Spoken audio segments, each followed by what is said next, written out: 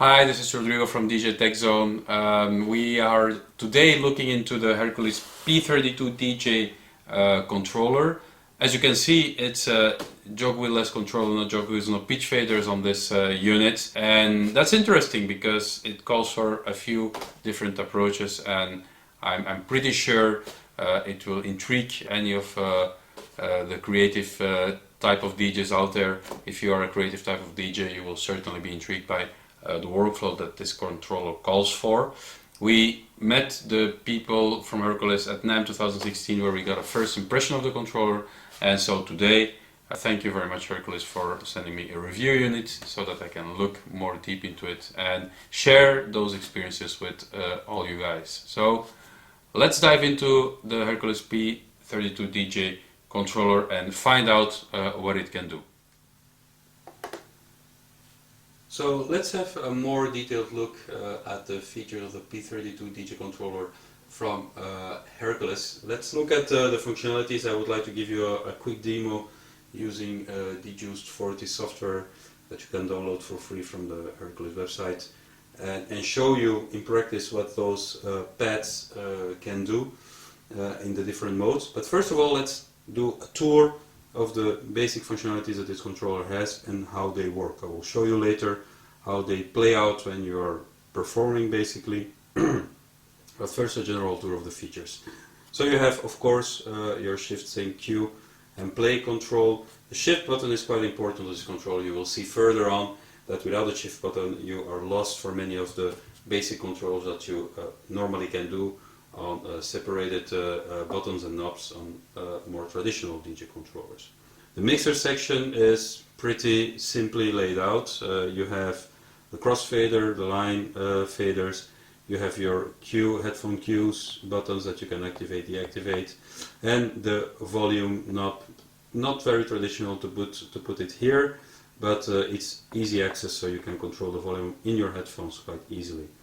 You have a low, mid and high EQ filter, a slip button, a very nice feature as well, and quite nice to see it on a controller in this price range. It will allow you to basically do a lot of effects and tricks while the music continues to play on beat. So you can do a loop roll, for example, while the music continues to play on beat, and when you're doing this, when you're playing live or DJing on a party, you do the loop and you're basically sure that the song will continue.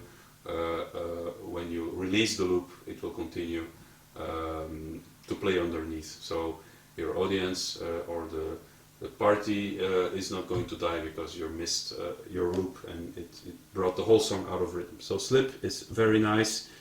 The navigation section is pretty easy to understand. You have a rotary encoder to navigate your tracks, and you can load them easily on one of the two decks that are available, the A or the B deck. Then the effect section is, well, this is the effect section actually. It's pretty traditional, so you have three knobs to activate three effects, and you have a macro function to activate them all at the same time. We'll do a quick example of that, how it actually works. So let's launch a track on this deck. I activate one effect.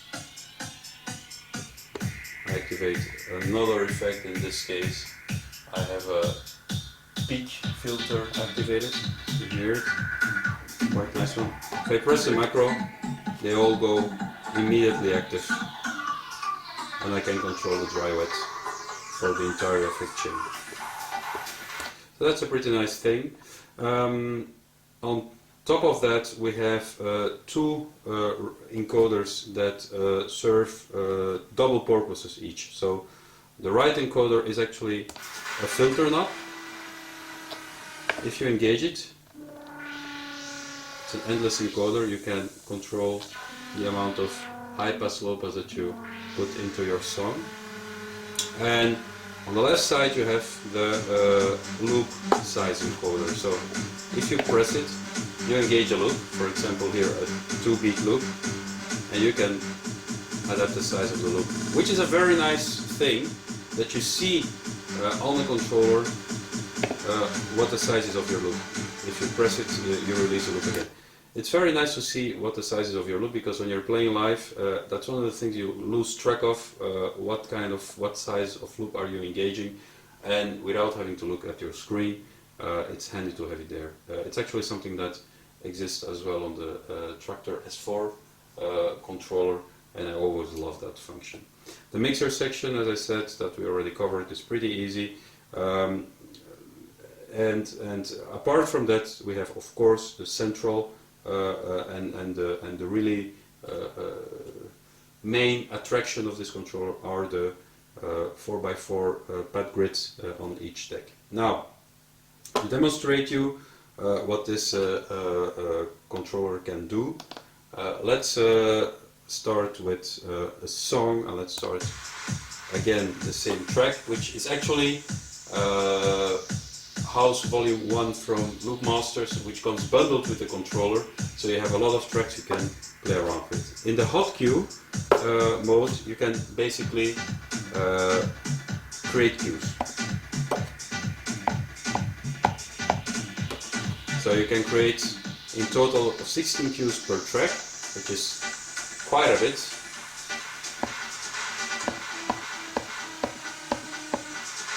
And note that I have the slip mode on.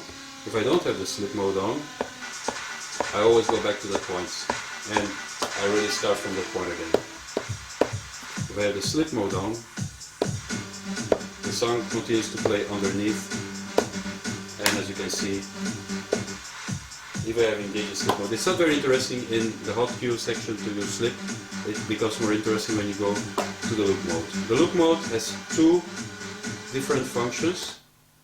Namely, it allows you to perform loop rolls, which is the top 8 pads that will act as a loop roll, and actual simply engaging loops are the 8 pads underneath. So, for example, I'll hit the beginning of the song again. For example, that was a 1/16 loop roll engaged.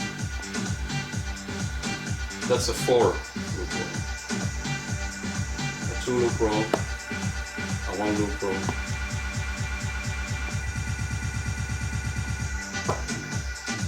And you see, with the slip mode activated, everything stays perfectly in sync. I don't have to worry about that.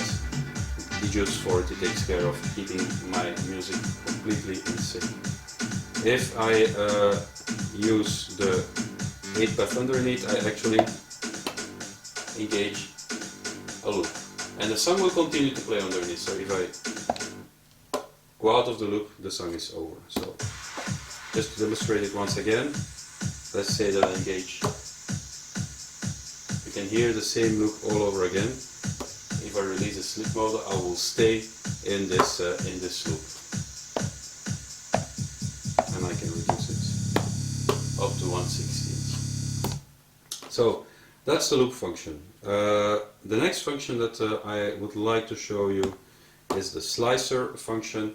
And with the slicer function, what you actually do is you slice up the song. So for example, I will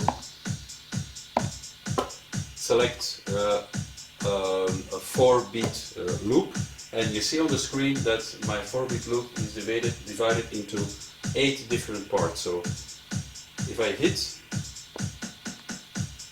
the corresponding pad, I will loop that section of the loop that I selected with the pads underneath.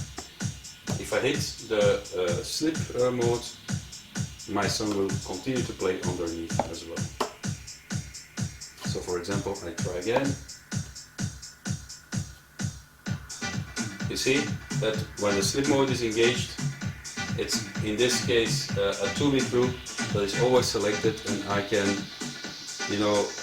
loop roll different parts of that selection, for example.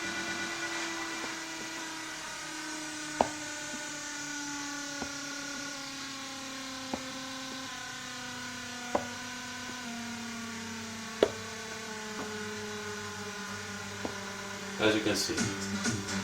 Let's now do something a little bit different, disengage, and let's loop roll a part of this song.